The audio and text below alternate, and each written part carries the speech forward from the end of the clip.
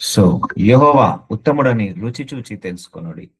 So ఎప్పుడైనా దేవుడు మంచోడే అమ్మా. ఒకసారి కూడా మనం నెగిటివ్ ఆలోచించొద్దు దేవుడి విషయంలో. ఎంత వరస్ట్ అయినా మంచిదే, ఎంత సిచ్యువేషన్ దారుణమైనా మంచిదే, కానీ దేవుడి గురించి మాత్రం ఎప్పుడు తప్పుగా అనుకోవద్దు, తప్పుగా ఆలోచించొద్దు, విమర్శించొద్దు, దూషించొద్దు ఎప్పుడు కూడా. సో మనకు వస్తున్న కష్టాలు, మనకు వస్తున్న బాధలు, మనకు వస్తున్న ఉపద్రవాలు, మనకు వస్తున్న సమస్యలు, పోరాటాల బట్టి దేవుని ఎప్పుడు కూడా హింసించొద్దు, దేవుని ఎప్పుడు కూడా దూషించొద్దు. ఆయన మనకు ఎప్పుడైనా మంచి ఇవ్వడానికే ప్రయత్నిస్తాడు. మనకు ఎప్పుడైనా కూడా ఆయన గొప్ప లైఫ్ ని ఇవ్వడానికే ప్రయత్నిస్తాడు. ఇప్పుడు మన పిల్లల్ని మనం ఎంత జాగ్రత్తగా చూసుకున్నా కూడా జ్వరం వస్తుందా లేదా, కడుపు నొప్పి వస్తుందా లేదా, తలనొప్పి వస్తుందా లేదా, అనారోగ్య సమస్యలు వస్తున్నాయా లేదా, వచ్చిన తర్వాత దాన్ని తీసేస్తున్నామా లేదా, ఆ టానిక్ వేసో ఆ మెడిసిన్స్ వేసో. మనం ఉన్నంత మాత్రాన పిల్లలకు జ్వరము దగ్గు రాకుండా ఉండట్లేదు కదా, వాళ్ళకు సిక్నెస్, కడుపు నొప్పి, మెడ నొప్పి, నర్ర నొప్పి ఏవి రాకుండా అయితే ఉండట్లేదు కదా. మనం కూడా ఎంత జాగ్రత్తగా ఉన్నా మనకు కూడా ఏదో ఒక రోగము, ఏదో ఒక జబ్బు వస్తుంది కదా.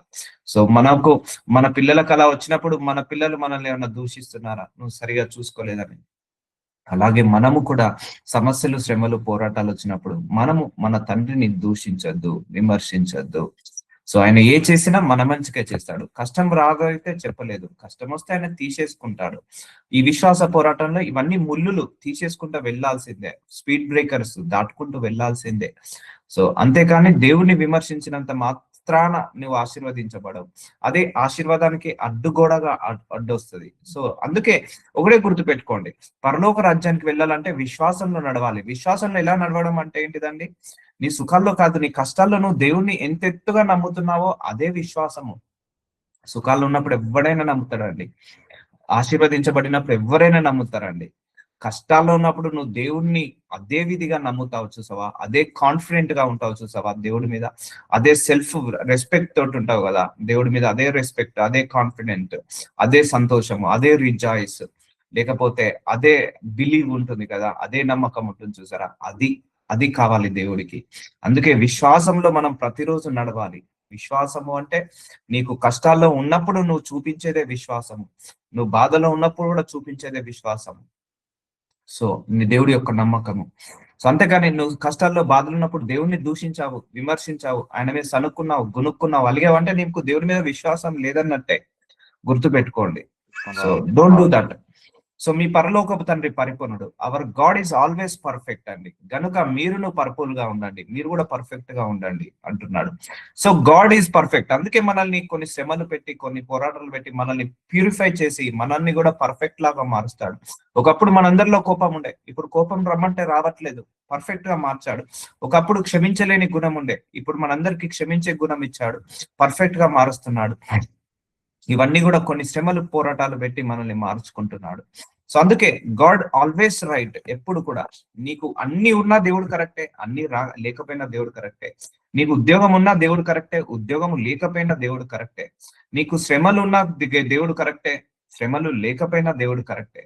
నువ్వు అన్ని వేళలా దేవుడు కరెక్టే అనుకో చాలు. ఆ ఒక్క విశ్వాసంతో నువ్వు జీవితాంతం బ్రతికేస్తే చాలు.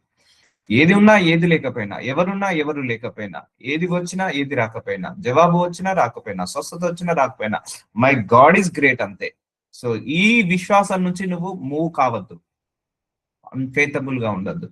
ఈ ఈ యొక్క ఫేత్ నుంచి, ఈ యొక్క ఇంటెన్షన్ అంటారు కదా, ఈ యొక్క ఒపీనియన్ అంటారు కదా దేవుడి మీద, ఆ ఒపీనియన్ నువ్వు మారద్దు. నీ శ్రమలను బట్టి, నీ కష్టాలను బట్టి, ఈ భూలోక సంబంధమైన ఆశీర్వాదాలను బట్టి నువ్వు ఎప్పుడు కూడా దేవుణ్ణి కించపరచొద్దు. మేబీ ఆ ధనం ఉంటే నువ్వు దేవుడి నుంచి తప్పిపోతానేమో, అందుకే నీకు ఆ లేమితనం పెట్టి నిన్ను పరలోక రాజ్యం వైపు నడిపించి నిత్య జీవానికి వారసత్వాన్ని చేస్తున్నాడేమో. మేబీ ఆ ఆశీర్వాదం ఉంటే నీకు, లేకపోతే ఆ మనుషులు ఉంటే నువ్వు పరలోక రాజ్యానికి వెళ్ళలేమో, అందుకే ఆ మనుషులను తీసేశాడు.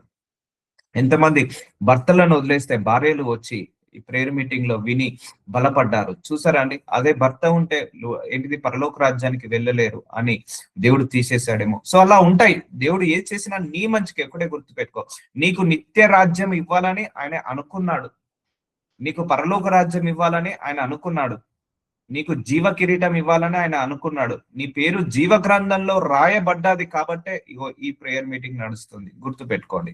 ఇదంతా ప్యూరిఫికేషన్ లో మనం అందరం ఉన్నాము, మనందరం దేవుడి ప్రణాళికలో ఉన్నాము, మనందరం దేవుని నడిపింపులో ఉన్నాము, మనందరినీ దేవుడు నడిపిస్తున్నాడండి. దేవుడు నడిపిస్తున్నాడు, ప్రణాళికలో ఉన్నాం, ఆయన ప్యూరిఫికేషన్ లో ఉన్నాము. సో అందుకే ఈ ప్యూరిఫికేషన్ ని నమ్మండి, ఈ ప్రణాళికను నమ్మండి. సో దేవుడు నిన్ను ఏ సిచ్యువేషన్ గుండా తీసుకెళ్తున్నానో అది నీ మేలుకే, ఏ లేమి గుండా తీసుకెళ్తున్నాడో అది నీ మేలుకే, ఏ శ్రమల గుండా తీసుకెళ్తున్నాడో అది మన మేలుకే, అది మన మంచికే అని మాత్రం నమ్మద్దు. ఎందుకంటే నీ గురించి నువ్వు ఎంతగా ఆలోచిస్తావో నీకంటే 100 రెట్లు ఆయన నీ గురించి అంత మంచిగా ఆలోచిస్తాడు. So always give. ఇప్పుడు మన పిల్లల గురించి వాళ్ళ గురించి వాళ్ళు ఆలోచించుకుంటారా, వాళ్ళ గురించి మనం ఎక్కువ ఆలోచిస్తామా? ఇప్పుడు నాకు 3 years పాప ఉంది. సో ఆమె గురించి ఆమె ఆలోచించుకోదు, ఒక 1% ఆలోచించుకుంటారు. కానీ ఆమెకు ఏ డ్రెస్లు ఇవ్వాలి, ఏ స్కూల్లో ఇవ్వాలి, ఏ భోజనం పెట్టాలి, ఎంత జాగ్రత్తగా చూసుకోవాలో, సో అంతకంటే 100 సార్లు తండ్రిగా నేను ఆలోచిస్తాను. సో అలాగే ఆయన కూడా మన తండ్రి, పరలోకపు తండ్రి, 100 రెట్లు ఆయన బెటర్ గా ఆలోచిస్తాడు. సో కాబట్టి గాడ్ మీద ఎప్పుడు కూడా నీ ఫెయిత్ అన్షేకబుల్ ఉండాలి. అందుకే దేవుడు మంచోడు అండి, గుర్తు పెట్టుకోండి. యెహోవా ఉత్తముడు అని రుచి చూచి తెలుసుకోండి అని దేవుడు ఊరికెళ్ళి. అందుకే చెప్తున్నా కదా, ఒక్కొక్క వర్స్ ఒక్కొక్క మర్మం అండి బైబిల్లో, గుర్తు పెట్టుకోండి. మొత్తం 32,000 వర్సులు ఏమో ఉన్నాయి బైబిల్ మొత్తంలో, నూతన నిబంధన పాత నిబంధనలో. ఒక్కొక్క వర్స్ ఒక్కొక్క మర్మమే. సో ఇక్కడ మనం చూసి వదిలేస్తాం ఈ వాక్యాన్ని. ఈ వాక్యంలో 1 గంట సేపు ఇంటర్ప్రిటేషన్ చెప్పొచ్చు ఈ వాక్యాన్ని. మీ పరలోకపు తండ్రి పరిపూర్ణుడు కనుక మీరును పరిపూర్ణులుగా ఉండుడి. సో అలా ఉంటుంది అన్నట్టు. సో దేవుడి యొక్క నడిపింపును ఎప్పుడు కూడా మనము కించపరచద్దు, ఎప్పుడు కూడా మనము అనుమాన పడద్దు, దేవుడి మీద అనుమాన పడద్దు. సో ఇక్కడ నుంచి జాగ్రత్తగా వినండి, దేవుడి యొక్క మంచితనం ఏంటిదో చూద్దాము. యోషయ 53:4 నిశ్చయంగా అతడు మన రోగములను భరించెను. చూసారండి, దేవుడు పరలోకం నుంచి భూలోకానికి వచ్చి ఆయన మన రోగములను భరించాడట. ఇప్పుడు మనమే ఉన్నాము, మన పిల్లలకు జ్వరం వస్తే మనం తల్లడిల్లిపోతాము, కానీ భరించము. ఇప్పుడు మన పిల్లలకు కడుపు నొప్పి వచ్చినా, లేకపోతే మనకు కడుపు నొప్పి వచ్చినా, మన ఎదుటివాడు పొదుటివాడు భరించలేరు. సో కానీ దేవుడు ఆ కడుపు నొప్పి వస్తే ఎంత బాధ అవుతుందో ఆ బాధను భరించాడట. ఒకవేళ మనకు హెడేక్ ఉంటే ఆ హెడేక్ ఎంత ఉంటుందో అది ఎంత కూడా భరించాడట. ఇప్పుడు మీ భర్తనే ఉన్నారు, ఆయనకు హెడేక్ వచ్చింది అనుకో, జస్ట్ మీరు చూస్తారు, సేవ చేస్తారు, కానీ ఆయన ఏ మోతాదులో భరిస్తున్నాడు ఆ హెడేక్ ని మనం భరించలేము. ఇప్పుడు మన పిల్లలు ఉన్నారు, కడుపు నొప్పి వస్తుంది అనుకో, వాళ్ళకు ఏ మోతాదులో కడుపు నొప్పి వస్తుందో మనం భరించలేము, వాళ్ళు భరిస్తారు. కానీ ఆ ఎంత మోతాదులో అయితే కడుపు నొప్పి వస్తుందో, ఎంత మోతాదులో అయితే తలనొప్పి వస్తుందో, ఎంత మోతాదులో అయితే ఆ రోగము, జబ్బు, వ్యాధి వచ్చినప్పుడు మనము సిక్ అవుతామో, అదంతా కూడా ఆయన ఆ సిలువలో భరించాడట. చూసారండి ఎంత గొప్ప దేవుడు. మన రోగములను భరించను, మన వ్యసములను వహించాను. ఆయనను మెత్తబడిన వాను గాను, దేవుని వలన బాధింపబడిన వాను గాను, శ్రమ నొందిన వాని గాను మనం అతనిని ఎంచితిమి. చూసారా దేవుడు ఎంత మంచోడు. ఒక్క అబద్ధం ఆడలేదు, ఒక్క మోసం చేయలేదు, ఒక్క అన్యాయం చేయలేదు, ఒక్క అక్రమం చేయలేదు, ఒక్క అవినీతి పాలు పడలేదు. అయినా కూడా దేవుడి చేత ఆయన ఏం చేయబడ్డాడు, బాధపడ్డాడు. అందుకే యేసయ్య మన కోసము అంతగా తగ్గించుకొని, మన కోసం అంతగా చితగొట్టుకున్న దేవుణ్ణి నువ్వు ఎలా చెడ్డవాడు అంటావు? నీకేదో చిన్న ఆశీర్వాదం, ఆ ఉద్యోగం అనే 10,000 ఉద్యోగం అనే ఆశీర్వాదం ఇవ్వలేదని, లేకపోతే 4 చక్రాల బండి ఇవ్వలేదని, 2 చక్రాల బండి ఇవ్వలేదని, లేకపోతే నీకు వివాహం జరగలేదని, మేబీ ఏదో గర్భఫలం రాలేదని నువ్వు దేవుని చెడ్డవాడంటే ఎట్లా? ఆయన మన రోగములను భరించాడు, మన వ్యసములను వహించాడు. ఆయనను మెత్తబడి వాను గాను, దేవుని వలన బాధింపబడిన వాను గాను, శ్రమ నొందిన వాను గాను మన అతని ఎంచితిమి. ఆయన ఏ తప్పు చేయకుండా క్రిమినల్ లాగా ముద్రించేశాము యేసు ప్రభు వారిని. ఆయన ఏ పొరపాటు చేయనా కూడా క్రిమినల్ లాగా ముద్రించాము. చూసారా అండి? అందుకే దేవుడు, ఇంత గొప్ప దేవుడు, మన కోసం ప్రాణం పెట్టిన దేవుడు, నువ్వెందుకు తక్కువ అంచనా వేస్తున్నావు? నీ కోసం చనిపోయిన దేవుడు, నీ రోగములను భరించిన దేవుడు, నీ వ్యసనాలను వహించిన దేవుడు. సో దేవుని వలన బాధ పంపడిన, శ్రమ నొందిన వాడు. సో శ్రమలు, పోరాటాలు, మన కోసం పోరాటాలు పొందిన వాడు. ఇక నీకేమి ఇవ్వాలి? అర్థమవుతుందా? నీకేది ఇచ్చినా తక్కువనే. అంటే నీ కోసం ప్రాణమే చేశాడు. ఇంకా ఏది ఇచ్చినా, కారు ఇచ్చినా ఇవ్వకపోయినా అది తక్కువనే, ఉద్యోగం ఇచ్చినా ఇవ్వకపోయినా అది తక్కువనే, 1000 కోట్ల ఆస్తి ఇచ్చినా ఇవ్వకపోయినా అది తక్కువనే. నీకు ఆయన అంతకంటే విలువైన ప్రాణాన్ని ఇచ్చేశాడు. సో నీకు ఏది ఇచ్చినా ఏది ఇవ్వకపోయినా అది తక్కువనే. అందుకే గుర్తించండి, దేవుడి యొక్క త్యాగాన్ని గుర్తించండి, ఆయన మంచితనాన్ని గుర్తించండి, ఆయన యొక్క సహనాన్ని గుర్తించండి, ఆయన ఓపికను గుర్తించండి, ఆయన నడిపించే విధానాన్ని గుర్తించండి, ఆయనను గుర్తించండి. సో అంతేకాని ఆయనను అనుమానించకండి. ఇంకా ఏం కావాలండి? నీకోసం 39 కొరడా దెబ్బలు తిన్నాడు, ఇంకా అంతకు మించి నీకేమి ఇవ్వాలి? నీకైనా నాకైనా మన కోసం ఆయన ముళ్ళ కిరీటాన్ని ఆయన ఏంటిది సింహాసనం మీద కూర్చుంటే ఆ కిరీటాన్ని పక్కకు పెట్టేసి మన కోసం ముళ్ళ కిరీటాన్ని ధరించుకున్నాడు. మనకు జీవ కిరీటం ఇవ్వడానికి ఆయన ముళ్ళ కిరీటాన్ని ధరించుకున్నాడు. ఇంకా నీకేమి ఇవ్వాలి? సో నీకు పరలోక రాజ్యంలో నీకు సింహాసనం ఇస్తున్నాడు. సో ఇంకేం కావాలి నీకు? ఇంత గొప్ప దేవుడు నీకు ఇన్ని ఇచ్చినాక కూడా మళ్ళా ఏడుపు ఎందుకు? మళ్ళీ ఎందుకు దేవుడి మీద డిస్సాటిస్ఫైడ్ ఎందుకు? అర్థమవుతుందా అండి? నీకు ఆ వివాహం జరగలేదంటే మేబీ ఆ అబ్బాయి వస్తే నీ జీవితం పాడైపోతుందేమో, ఆ అమ్మాయి వస్తే నీ జీవితం పాడైపోతుందేమో, అందుకే నీ దేవుడు అది కాకుండా ఆపివేశాడేమో. ఆ ఉద్యోగం వస్తే మేబీ నీకు గర్వం వస్తుందేమో, లేకపోతే ఆ ఉద్యోగం వస్తే దాని వల్ల నువ్వు బాగుపడవేమో, ఇంకా నిత్య జీవానికి వెళ్ళలేవేమో, అందుకే ఆపేశాడేమో. సో అందుకే బిలీవ్ గాడ్స్ టైమింగ్. దేవుడి టైంని, దేవుడి సమయాన్ని, దేవుడి యొక్క ఆలోచనను, దేవుడి యొక్క నడిపించే విధానాన్ని నమ్మండి, నమ్మండి, నమ్మండి. సో అందుకే నీ రోగంలో ఆయన భరించాడు, మీ వ్యసనంలో ఆయన వహించాడు. మన అతిక్రమములను బట్టి అతడు గాయపరచబడేను. చూసారండి, మనం చేసిన తప్పులకు, మనం చేసిన పొరపాట్లకు, మనం చేసిన పాపాలకు ఆయన గాయపరచబడ్డాడు. యేసుప్రభు వారు గాయపడ్డాడు. ఇప్పుడు చెప్పండి, దేవుడు మంచోడా కాదా? ఇప్పుడు నీకు రావాల్సిన శిక్ష ఆయన మీద వేసుకున్నాడు. నరకంలో నీకు వెళ్లాల్సిన శిక్షలన్నీ కూడా భూలోకంలో ఆయన మీద ఆయన మీద వేయబడ్డాయి. సో ఎవరైనా అనుభవిస్తారండి? ఇప్పుడు మనమే ఒక చిన్న తప్పు చేశాము, పోలీస్ దగ్గరికి వెళ్ళాము. సో ఇంకోరు వచ్చి నా తప్పు నీ మీద వేసుకుంటా అంటే ఎవరైనా వేసుకుంటారా? ఈవెన్ నీ సొంత తల్లిదండ్రులు కూడా వేసుకోరు, మనము కూడా వేసుకోరు, సో స్నేహితుడు కూడా వేసుకోడు. కానీ ఆయన నరకంలో మనకు రావాల్సిన శిక్షలు అన్ని కూడా ఆయన మీద వేసుకున్నాడు. ఇప్పుడు చెప్పండి, దేవుడు మంచోడా కాదా?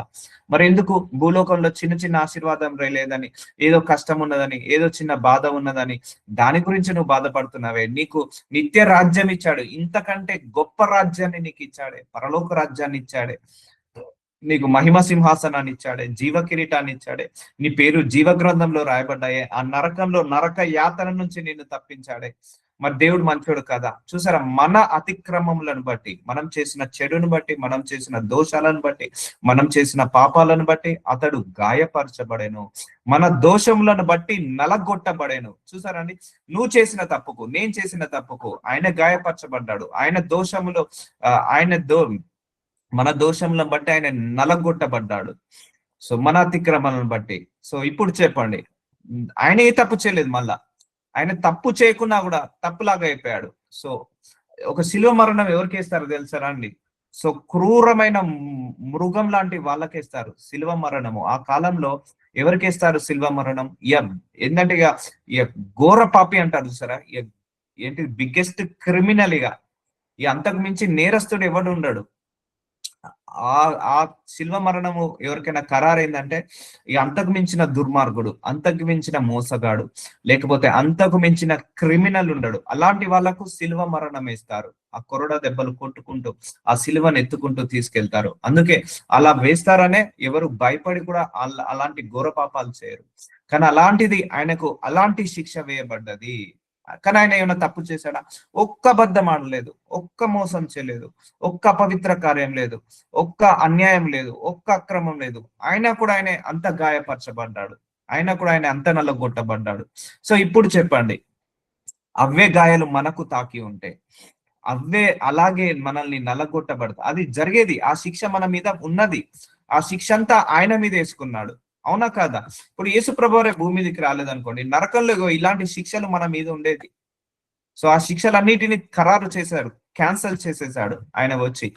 ఇప్పుడు చెప్పండి, దేవుడు మంచోడా చెడ్డడా? అందుకే దేవుడు రుచి చూచి తెలుసుకోండి అన్నాడు. సో పర్సనల్ ఎక్స్పీరియన్స్ కావాలి దేవుడితో ఎప్పుడైనా కూడా. సో దోషములను బట్టి నలగొట్టబడేను, మన సమాధానార్థమైన శిక్ష, చూసారా, మన మీద పడాల్సిన శిక్ష అతని మీద పడేను. చూసారా, యేసయ్య మీద పడ్డది. సో అతడు పొందిన దెబ్బల చేత మనకు స్వస్థత కలుగుచున్నది. నీకు రావాల్సిన శిక్ష ఆయన మీద పడ్డది, నీకు రావాల్సిన గాయాలు ఆయన మీద పడ్డది, నిన్ను కొట్టాల్సిన నిన్ను నన్ను కొట్టాల్సిన నలుపు ఆయన మీద పడ్డది. అది ఎవరిని బట్టి? మన అతిక్రమములను బట్టి, మన దోషములను బట్టి, మన సమాధానార్థమైన శిక్షను బట్టి అతని మీద పడ్డది. సో ఇప్పుడు చెప్పండి, దేవుడు నీకు ఏమి ఇచ్చినా తక్కువనే, ఎంత ఇచ్చినా తక్కువనే. గుర్తు పెట్టుకోండి, దీని కింద ఈ దోషములు, మనం చేసిన దోషాల కింద ఆయన ఎలాగైతే గాయపరచబడ్డాడో, ఇక ఆయన ఏది ఇచ్చినా తక్కువనే నీకు. మనం చేసిన దోషములు, మనం చేసిన అతిక్రమం బట్టి ఆయన ఎలాగైతే నల్లగొట్టబడ్డాడో, నీకు ఏది ఇచ్చినా ఎంత ఇచ్చినా తక్కువే అండి. ఇక ఇంతకు మించిగా దేవుడు ఏమి చేయలేడు, ఏమి చేసినా కూడా అది తక్కువే. అది మాత్రం మీరు మర్చిపోదు. ఎంత చేసినా కూడా అది తక్కువే. సో అలాంటి దేవుడు నీకు ఉన్నాక నువ్వెందుకు ఇంకా అలుగుతావు, ఇంకెందుకు సనుగుతావు? సో అతడు పొందిన దెబ్బల చేత, చూసారా, 39 కొరడా దెబ్బలు ఊరికే తినలేదు. మన స్వస్థత కోసం ఆయన దెబ్బలు తిన్నాడు, మన ఆరోగ్యం కోసం ఆయన దెబ్బలు తిన్నాడు. సో అందుకే మనము ప్రేయర్ఫుల్ గా ఎక్కువగా ఉన్నప్పుడు దేవుడి యొక్క ప్రత్యక్షత మనం చూడతారు. ఐ ఎక్స్పీరియన్స్డ్ అండి. నేను వాక్యం ఎలా చదువుతానంటే I feel that pain.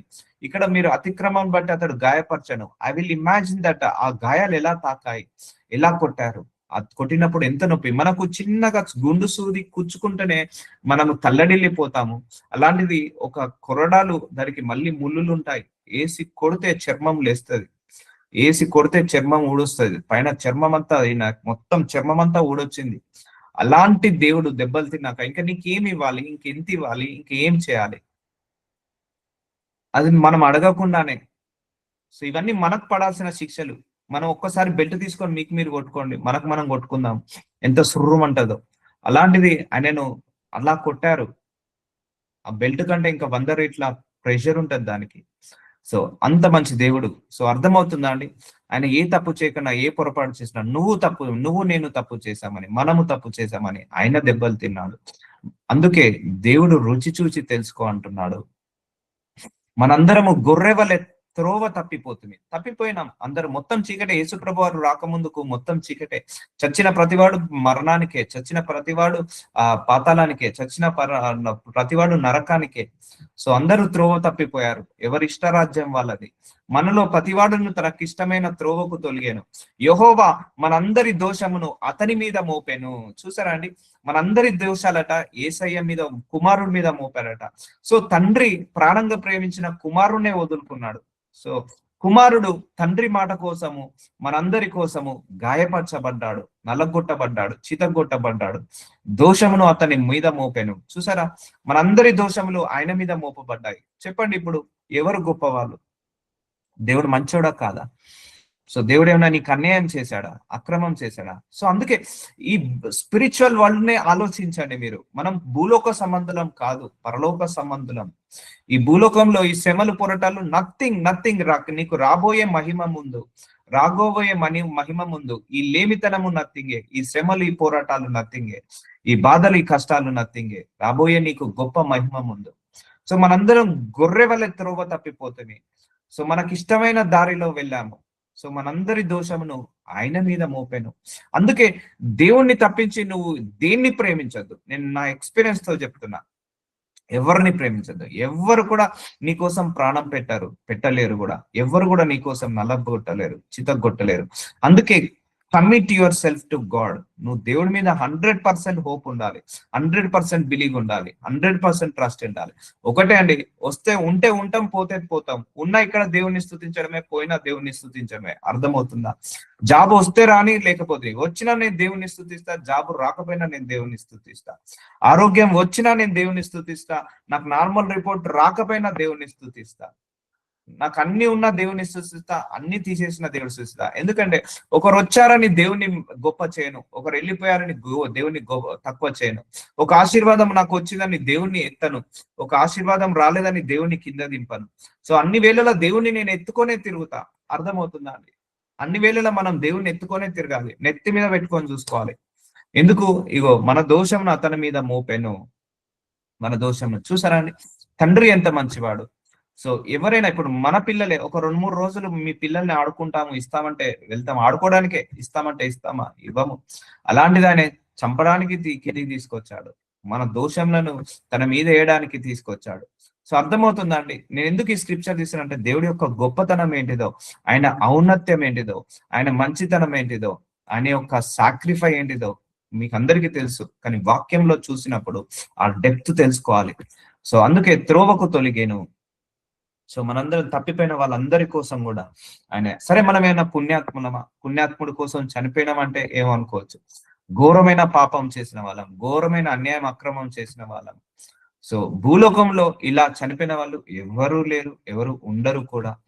So ఏ దేవుడు లేడు, ఏ మనిషి కూడా లేడు. సో అందుకే యువర్ గాడ్ ఈస్ గ్రేట్ అండి. నీకేదో ఒక 10,000 రూపాయల జాబ్ ఇవ్వలేదనో, నీకేదో 2 చక్రాల బండి ఇవ్వలేదనో నువ్వు దేవుణ్ణి దూషిస్తే ఎలా, దేవుడిని అనుమానిస్తే ఎలా? ఆయన మనసు ఎంత నొచ్చుకుపోతుంది. జస్ట్ రిమెంబర్ ఈ సాక్రిఫైస్, ఆయన త్యాగాన్ని నువ్వు గుర్తు చేసుకో. నీకు ఆశీర్వాదం రాలేదా, నా కోసం ప్రాణం పెట్టాడు, నా తప్పులను నా పొరపాట్లను ఆయన క్షమించేశాడు, నాకు నరకంలో రావాల్సిన శిక్షను ఆయన మీద వేసుకున్నాడు, చాలు, ఇది చాలు నాకు, నేను నరకానికి పోకుండా పరలోకాన్ని తీసుకెళ్తున్నాడు, నరకంలో నిత్య మంటలో పడాల్సింది, ఆ మంట నుంచి నన్ను తప్పించాడు, నన్ను పరలోక రాజ్యానికి తీసుకెళ్తున్నాడు, చాలు నాకు ఇది. So so believe system, trust, sacrifice, remember ఈ సాక్రిఫై. అందుకే మనం ప్రతిరోజు ఆయన రక్తాన్ని, ఆయన శరీరాన్ని ఎందుకు తీసుకుంటున్నాం? రిమెంబరింగ్, గుర్తు చేసుకుంటున్నాం. కృతజ్ఞత, దేవుడి పట్ల నీ గుండె నిండా కృతజ్ఞత ఉండాలి. గుర్తు పెట్టుకో, ఏ సమస్య వచ్చినా, ఏ శ్రమలు వచ్చినా, ఏ పోరాటాలు వచ్చినా, ఉన్నాయి ఊడిపోయినా, ఉన్నాయి వచ్చినా, ఎవరిని వదిలేసినా, నీ దేవుడి మీద నీ గుండె నిండా కృతజ్ఞత ఉండాలి. కృతజ్ఞత, thank you Jesus, thank you Jesus, thank you Jesus. నాకు తెలియదు నువ్వు ఎందుకు అలవ చేసావో, నీకే మహిమ కలగాలి. నాకు తెలియదు వాళ్ళని ఎందుకు తీసేసావో, నీకే మహిమ కలగాలి. నాకు తెలియదు ఈ అవమానం ఎందుకు వచ్చిందో, నీకే మహిమ కలగాలి. Thank you Jesus, always thank you Jesus only. ఇంకా గంటలో డాక్టర్ చనిపోతాడన్నా థ్యాంక్ యూ జీసస్, ఎందుకంటే ఇక్కడ పోతుంది, మనం పరలోకానికి వెళ్తున్నామని. Thank you Jesus. అర్థమవుతుందా? ఎందుకంటే మరణము, నేను ఒక మర్మంలో ఒక గొప్ప మరణంలో ఒక గొప్ప మర్మం చెప్తా. మరణం అంటే ఏంటిది? బంధాల నుంచి, బంధుత్వాల నుంచి, బాధల నుంచి, బాధ్యతల నుంచి, బలహీనతల నుంచి విడుదల మరణం అంటే. సో ఇక్కడ నుంచి విడుదల పొందుకొని నిత్య రాజ్యంలోకి వెళ్తున్నాం. Just look at that mind set, ఆ మైండ్ సెట్ కి వెళ్ళిపోండి. సో అంటే మిమ్మల్ని మరణించమని చెప్పట్లేదు. సో ఒకవేళ మనకు అలాంటి మైండ్ సెట్ ఉండాలి ఎప్పుడైనా కూడా. So don't worry for anything, do not worry for anything. So job వచ్చినా ఆయన నీకు దేవుడే, జాబ్ రాకపోయినా నీకు ఆయన దేవుడే, నార్మల్ రిపోర్ట్ వచ్చిన ఆయన దేవుడే, రిపోర్ట్ రాకపోయినా ఆయన నీ దేవుడే. సో నువ్వు విశ్వాసంలో నడుస్తూనే ఉండు. మేబీ గంటలో డాక్టర్ నా దగ్గరకు వచ్చింది ఒక prayer request. Doctor 2-3 days time అన్నారు. ప్రేయర్ చేసిన తర్వాత ఇప్పుడు 2-3 years అవుతుంది. స్టిల్ అలైవ్, స్టిల్ అలైవ్, ఇంకా బ్రతికే ఉన్నారు. సో అలా దేవుడు మారుస్తాడు. నీకు ఆశ ఉందా? ఆశపడ్డ ప్రాణాన్ని తృప్తిపరుస్తాడు. సో చెడు కావాలని మనం ఎప్పుడు కోరుకోవద్దండి, మంచి జరగాలనే కోరుకుందాము.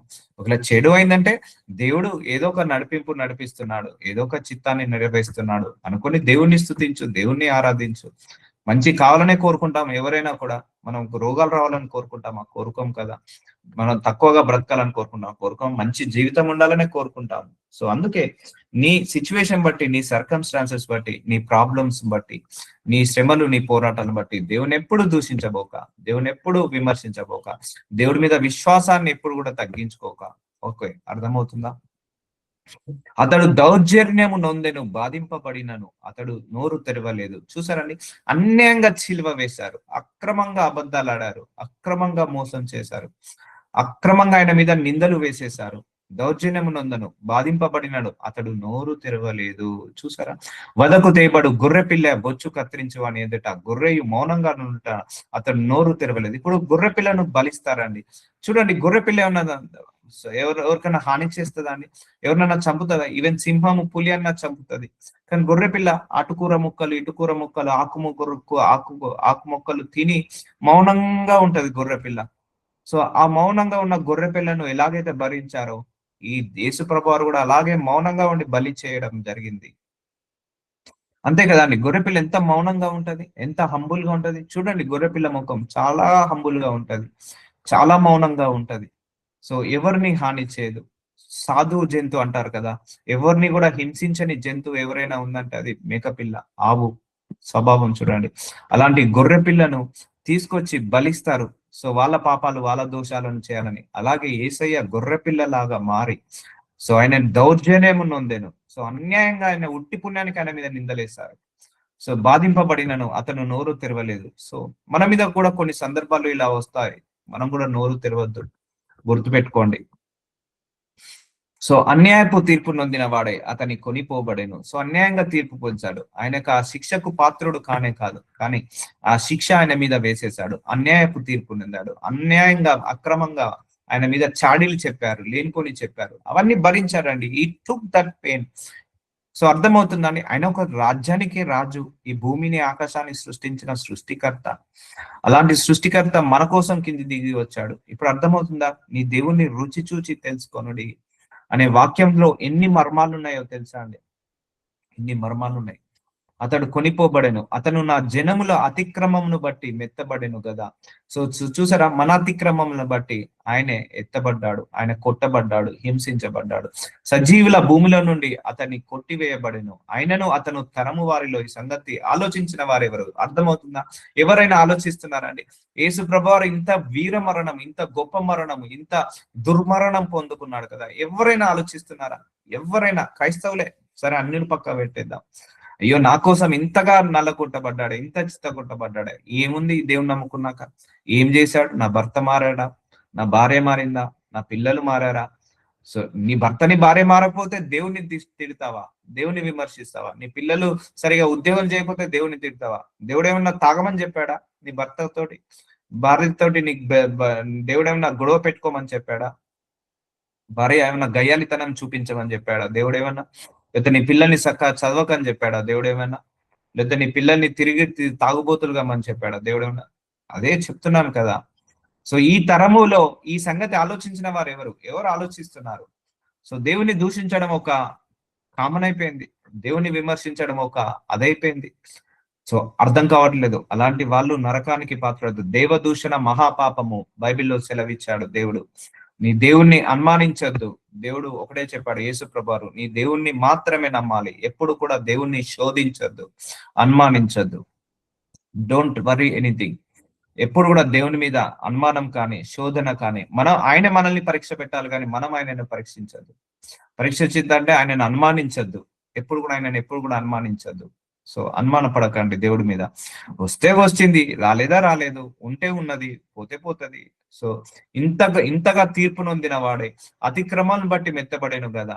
సో సజీవ భూమిలో నుండి, ఇప్పుడు భూలోకంలో ఇంతమంది ఉన్నారు కదా, అతడు కొట్టివేయబడేను, ఆయనను అతని తరం వారిలో ఈ సంగతి ఆలోచించిన వారు ఎవరు ఆలోచిస్తున్నారు దేవుడి యొక్క మంచితనం గురించి? సో అర్థమవుతుందా? ఫియర్ ఆఫ్ గాడ్ అనేది పోయింది లోకంలో. దేవుడు అంటే భయభక్తులు పోయింది, ఇష్టారాజ్యము. అందుకే ఈ అన్యాయాలు, అక్రమాలు, మోసాలు, దొంగతనాలు, నేరాలు, ఘోరాలు, వ్యభిచారాలు, ఇదంతా ఫియర్ ఆఫ్ గాడ్ లేకపోవడం వల్లనే. సో ఫియర్ ఆఫ్ గాడ్ మనల్ని పాపం చేయకుండా ఆపివేస్తుంది. సో ఇప్పుడు అర్థమవుతుందా? దేవుడు ఇప్పుడు మంచోడు అంటారా, చెడ్డోడు అంటారా? చాలా మంది చేసినోడే చెడ్డోడు అంటారు. నిజంగా చెప్తున్నా, నా అనుభవంతో చెప్తున్నా, అన్ని మీదేసుకొని చేస్తున్నోడే చెడ్డవాడు అంటారు ఎప్పుడైనా కూడా. సో మంచి చెప్పినోడే ముంచోడు అంటారు, ముంచెట్టోడు అంటారు, మంచోడే ముంచెటోడు అంటారు. ఏంటిది, చేసినోడే చెడ్డోడు అయిపోతాడు ఈ కాలంలో. అలాగే యేసుప్రభు వారు కూడా మన కోసము మంచి చెప్పాడు, అందుకే ఆయనను ముంచేశారు. ఆయన చేశాడు కాబట్టి చెడ్డోడు అయిపోయాడు. అంతే అండి, ఈ లోకం అలాగే ఉంటుంది. ఇప్పుడు కాదు, 2000 సంవత్సరాల నుంచి అలాగే. ఎవరు మంచి చేస్తే వాడిని చెడ్డోడు అంటారు తెలుసా? ఈ లోకము చెడు చేసినోడిని మంచోడు అంటారు. సో ఎవరైతే చేస్తారో వాడు చెడ్డవాడు అయిపోతాడు, ఎవరైతే మంచి మాట్లాడతాడో వాడు ముంచెట్టోడు అయిపోతాడు. ఆ లోకం తీరలా అయిపోయింది. So even I got same experience in my life. అతడు మరణమైనప్పుడు భక్తిహీనులతో అతనికి సమాధి నియమింపబడేను, ధనవంతుని యొద్ద అతడు ఉంచబడేను. నిశ్చయంగా అతడు అన్యాయం ఏమీ చేయలేదు. చూసారా, నిశ్చయంగా అతడు అన్యాయం ఏమీ చేయలేదు, అతని నోట ఏ కపటమును లేదు. చూసారా అండి, ఒక దుర్మార్గుడు శిలువ మరణం పొందాడు, ఒక క్రిమినల్ హింసించబడ్డాడు అంటే I will agree, we will agree. But ఆయన ఏం అన్యాయం ఏమి లేదు, నోట ఒక్క కపటమైన మాట లేదు, ఒక అబద్ధం లేదు, ఒక అసత్యం లేదు. ఇంత మంచి దేవుని నువ్వు పూజిస్తున్నావే, ఇంత మంచి దేవుని నువ్వు కలిగి ఉన్నావే, అంగీకరించావే. ఎందుకు ఈ భూలోకమైన ఆశీర్వాదం మీద ఎప్పుడు కూడా ఫోకస్ పెట్టకండి. దేవుడు అన్నాడు, యేసుప్రభు వారు ఒక మర్మం అది, మీరు పరలోక సంబంధులు అన్నారు. మీ రాజ్యము పరలోక సంబంధమైన రాజ్యము, మీరు భూలోక సంబంధులు కాదు, పరలోక సంబంధులు. సో మీ యొక్క ధనాన్ని పరలోకంలో ఇవన్నీ మర్మాలు, గొప్ప గొప్ప మర్మాలు. నేను చెప్తున్నా కదా, బైబిల్లో ఇలా ఒక్కొక్క వచనం ఒక్కొక్క మర్మం అండి, ఒక్కొక్క వచనం ఒక్కొక్క మర్మం, ఒక్కొక్క వచనం ఒక్కొక్క మర్మము. ఒక దగ్గర నుంచి ఒక దగ్గరికి లింకు చూడండి ఎంత దూరంగా ఉంటుందో. నీ దేవుడైన యెహోవా ఉత్తముడని రుచి చూసి తెలుసుకోండి. చూడండి 10 రోజుల నుంచి ఎన్ని స్క్రిప్చర్స్ తీశాడో దేవుడు. ఇంత మంచి వాణ్ణి నేను, సో నీ కుడి పక్కన నిలబడుతున్నాను, నీకు నీడగా ఉన్నాను, నీ పాదాలను త్రొట్టిల్లనియను, నువ్వు ఎడమ పక్క గాని కుడి పక్క గాని తొలగిపోకుండా నడిపిస్తున్నాను. సో ఎన్ని వచనాలు చెప్పాడు. నీకు పగలు ఎండ దెబ్బ కాకుండా, రాత్రి వెన్నెల దెబ్బ తగలకుండా నిన్ను కాపాడుకుంటున్నాను. సో ఇన్ని చెప్పినా కూడా మళ్ళీ దేవుడి మీద అవిశ్వాసమే, దేవుడి మీద అపనమ్మకమే. No no no no no no. Trust God 100%, believe God 100%. So remove everything. ఆ స్ట్రెస్ తీసేయండి మనసులో నుంచి, ఆ ప్రెషర్ ని తీసేయండి. రేపు ఏమి తిందామో, రేపు ఏమి తాగుతామో మీరు ఆలోచించకండి, విచారించకండి. ఆకాశ పక్షులనే పెంచి పోషిస్తున్నాను కదా, నిన్ను పోషించనా అని అంటున్నాడు. సో ఆయన పెంచి పోషించుకుంటాడు. Just give up to his hand. ఆయన చేతికి ఆయనకు అప్పగా చెప్పేసాయి. ఆయన చేతికి ఆయన, మనం చేయాల్సిందల్లా ప్రార్థన చేసి ఆయన కుదిరేయడమే. భారం మోసుకెళ్తున్న సమస్త జనులారా నీ భారాన్ని నా మీద మోపేసాయి అన్నాడు. సో నువ్వు ప్రే చేసి ఆయనకు గివ్ అప్ చేయడమే. జరిగేది జరుగుతుంది, ఉండేది ఉంటది, పోయేది పోతుంది, వస్తుంది ఉండేది వచ్చిన రోజు వస్తుంది, పోయే రోజు పోతుంది. టెన్షన్ ఫ్రీ, స్ట్రెస్ ఫ్రీగా ఉండండి. చూసారా, అతడు అన్యాయం ఏమి చేయలేదు, అతని నోట ఏ కపటం లేదు. ఏ కపటం లేకుండా, ఏ అన్యాయం చేయకుండా మన కోసం ఆయన అంతగా భరించాడు. సో ఇప్పుడు చెప్పండి, దేవుడు మంచోడా చెడ్డోడా? సో దేవుడు ఎప్పుడు కూడా మంచోడండి. ఇంతకు మించి ఆయన నీకు ఏ చేసినా తక్కువనే, ఏ చేసినా కూడా తక్కువనే, ఏది ఇచ్చినా కూడా తక్కువనే. అందుకే ప్రేయర్ చేసుకోండి. నీకు ఏది కావాలో అది ప్రేయర్ చేసుకోండి. నీకోసం మరణించిన దేవుడు నీకోసం ఏది ఎందుకు చేయడు, అన్ని చేస్తాడు నీకు. ప్రేయర్ చేసుకో. ఈ శ్రమలు పోవాలి, ఈ పోరాటాలు పోవాలి, ఆశీర్వాదంలోకి వెళ్ళాలి, ఈ కర్సెస్ నా నుంచి వెళ్ళిపోవాలి. ప్రేయర్ చేసుకోండి, ఆ రిమూవ్ అయిపోతుంది. ప్రేయర్ చేసుకున్నప్పుడు నీ అంతా కూడా వెళ్ళిపోతుంటా అంటది. సో అతన్ని నలగొట్టుటకు యెహోవాకు ఇష్టమాయను. చూసారండి, కొడుకుని నలగొట్టడానికి దేవుడికి ఇష్టమైందట. తండ్రిని నలగొట్టడానికి. ఎవరైనా మన పిల్లల్ని కొట్టడానికి ఇష్టపడతామా అండి? వాళ్ళని బెల్ట్ తో కొట్టడానికి ఇష్టపడతామా? కానీ ఆయన కొరడాలతో కొట్టడానికి, నలగొట్టడానికి, చిత్త కొట్టడానికి దేవుడికి ఇష్టమైన. ఎందుకు అంటే ఇప్పుడు అర్థమవుతుందా అండి? తండ్రి కుమారుడు కంటే ఎక్కువ మనల్ని ప్రేమించాడా, కుమారుడిని ప్రేమించాడా? ఇప్పుడు చెప్పండి వర్స్ ద్వారా. ఇప్పుడు తండ్రి యేసయ్యను ఎక్కువ ప్రేమించాడా, యేసయ్య కంటే మనల్ని ఎక్కువ ప్రేమించాడా? సో యేసయ్య కంటే మనల్ని ఎక్కువ ప్రేమించాడు కాబట్టి యేసయ్యను కాదనుకొని మన మీద రావాల్సిన శిక్షలు అన్ని కూడా యేసయ్య మీద పడ్డాయి. ఇప్పుడు అర్థమవుతుందా దేవుడి యొక్క గొప్పతనం ఏంటిదో, దేవుడి యొక్క ఔన్నత్యం ఏంటిదో, దేవుడి యొక్క ప్రేమ ఏంటిదో, దేవుడి యొక్క ఇష్టం ఏంటిదో అర్థమవుతుందా? సో ఇప్పుడు అర్థమవుతుంది కదా అండి. ఇప్పుడు తండ్రి కుమారుణ్ణి నలగొట్టాడు, కుమారుణ్ణి చితగొట్టాడు. తండ్రి ఆజ్ఞ లేకుండా శిల్వ మరణం వచ్చేది కాదు. ఎవరి కోసం చేశాడు? మన కోసమే కదా. అంటే ఇప్పుడు కుమారుణ్ణి ఎక్కువ ప్రేమిస్తున్నాడా? కుమారుడు కంటే మనల్ని ఎక్కువ ప్రేమించి మన మీద రావాల్సిన శిక్షలన్నిటినీ కుమారుడి మీద వేశాడా? ఇప్పుడు ఎవరి గొప్ప? మనందరి రక్షణ కోసం, మనందరి మానవాళి కోసం, మనందరి సుఖము కోసం, సౌఖ్యము కోసం, ఆరోగ్యము కోసము, మనందరి జీవము కోసము, మనందరి కోసము ఆయనే కుమారుణ్ణి కూడా వద్దనుకున్నాడు, కుమారుణ్ణి కూడా నల్లగొట్టాడు.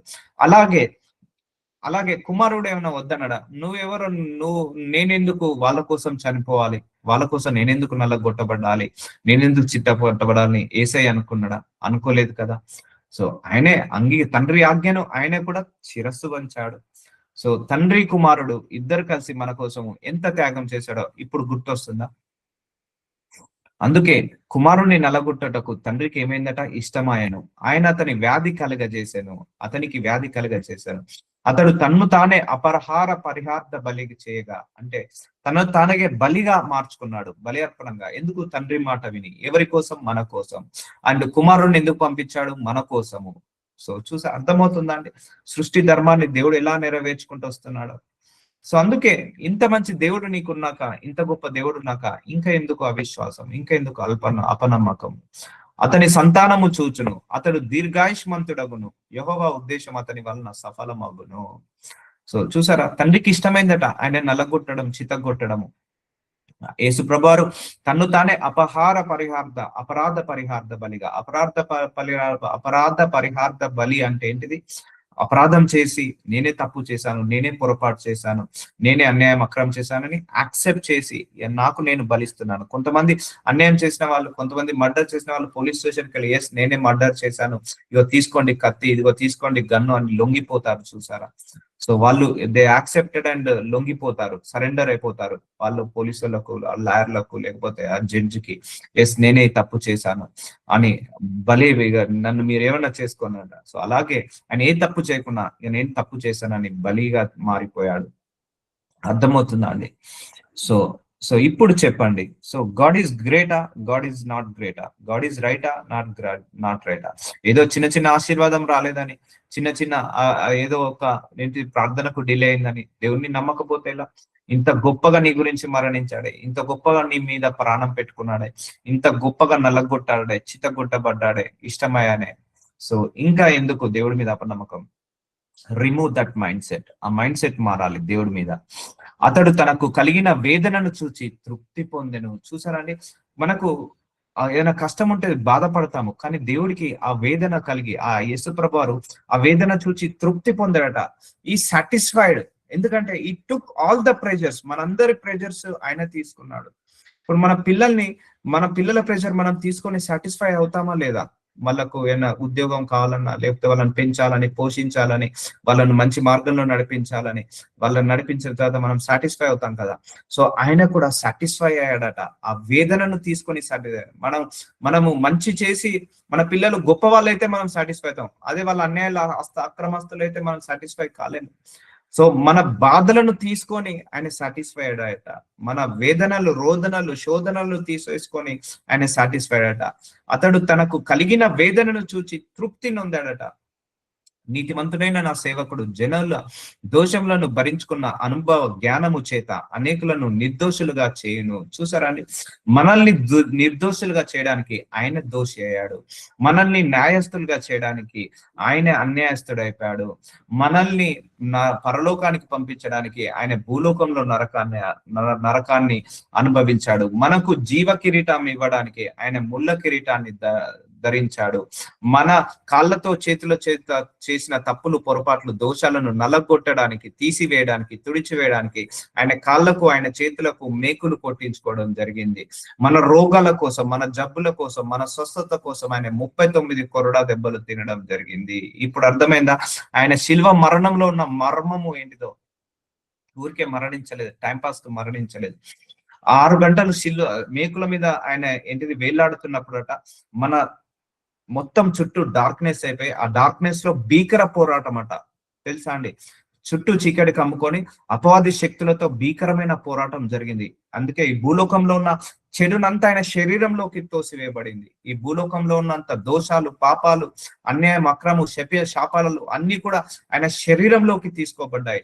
6 గంటలు ఆయన శిలువ మీద ఉన్నప్పుడు ఇట్స్ ఎ భీకర స్పిరిచువల్ వార్ఫేర్ జరిగింది. తెలుసా అండి? స్పిరిచువల్ వార్ఫేర్, ఆత్మలోకంలో ఒక గొప్ప యుద్ధము జరిగింది ఆయనకు అపవాది శక్తులకు.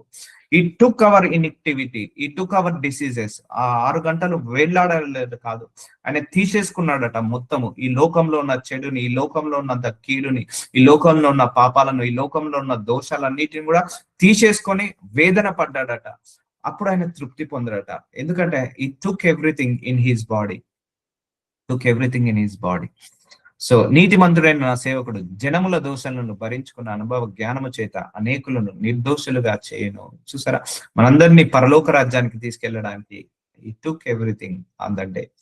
సో అందుకే శిలువ మరణం అంత ఈజీ కదండి. ఒక స్పిరిచువల్ వార్ఫేర్, భీకరమైన అంధకార శక్తులతో, వాయుమండల శక్తులతో ఒక భీకరమైన యుద్ధము చేశాడు ఆయన. ఆ శిల్వలోనే వేలాడి ఆత్మతోటి యుద్ధం చేశాడు. సో ఒక్కసారి తీసుకున్న తర్వాత జస్ట్ ఐఎమ్ డన్ అంటాడు, నేను ముగించేశాను అంటాడు. సో అంటే అపవాదికి ఆ శక్తిని తీసేశాడు, ఆ మరణం అనే ముళ్ళుని తీసేశాడు. మైటీ గాడ్, మైటీ పవర్ అండి. ఆయన జ్ఞానము ఊహకు అందదండి. సో జస్ట్ ఫాలో హిమ్ అంతే. నేను ఒకటే ప్రేయర్ చేసుకుంటాను, అయ్యా నీ జ్ఞానం అర్థం చేసుకునే శక్తి నాకు లేదు, నీ తెలివిని అర్థం చేసుకునే జ్ఞానము నాకు లేదు అయ్యా. నీ యొక్క క్రియలు, నీ యొక్క కార్యాలు, నీ యొక్క అద్భుతాలు, నీ నడిపించే విధానము ఏంటిది అర్థం చేసుకునే జ్ఞానము గాని, తెలివి గాని నాకే తెలియదు ప్రభా. Just I'm believing you, just I'm trusting you, just I'm following you. అంతేగాని నీ ఇష్టము నాకైతే నిజంగా జ్ఞానం లేదు. ఆయనను అర్థం చేసుకునే జ్ఞానం కానీ, ఆయన మేధస్సుని, ఆయన జ్ఞానాన్ని, ఆయన నడిపించే విధానాన్ని అర్థం చేసుకునే శక్తి కానీ, జ్ఞానము కానీ, తెలివి కానీ నాకైతే లేదు. So just I'm believing you, just take care of everything. Take care of my family, take care of myself, take care of my ministry, take care of my job, take care of my everything. Take care of it, please. Ante. Because I'm trusting my God 100%. 100%. ఏదైతే అది కానీ, ఏ జరుగుతా జరగాని, పోయేదాన్ని ఆపుతామా, జరిగేదాన్ని ఆపుతామా? ఆపలేం కదా. వచ్చేదాన్ని ఆపుతామా? ఆపలేము. పోయేదాన్ని ఆపుతామా? ఆపలేము. వచ్చే వాళ్ళని ఆపలేము, పోయే వాళ్ళని ఆపలేము. నిందలు వేసే వాళ్ళని ఆపలేము, పొగిడే వాళ్ళని ఆపలేము, విమర్శించే వాళ్ళని ఆపలేము. ఏదైతే అది కానీ. సో ఏదైనా కూడా ఈ మనసులో అలజడి రావద్దు. అర్థమవుతుందనా? పీస్ ఇన్ హార్ట్ అంటారు కదా, ఆ పీస్ ఇన్ హార్ట్ ఉండాలి. ఎప్పుడైనా కూడా మనసులో అలజడి రాకుండా చూసుకోవాలి. వస్తుంటా అంటే అలజడి లేకుండా పీస్ ఉండాలి మనసులో. జస్ట్ టెన్షన్ ఫ్రీ, ఒక బండ కొట్టిన రాయిలాగా టెన్షన్ ఫ్రీ ఉండాలి. So will continue tomorrow. Lord Jesus, what a mighty message you given to us. మీ గొప్పతనాన్ని, మీ ఔన్నత్యాన్ని, మీ మంచితనాన్ని, మీ త్యాగాన్ని మాకు అందరికి కూడా బయలుపరిచి గుర్తించేలాగా మా అందరికి చేసినందుకు మీకే మహిమ కలుగును గాక. ఆమేన్, ఆమేన్, ఆమేన్.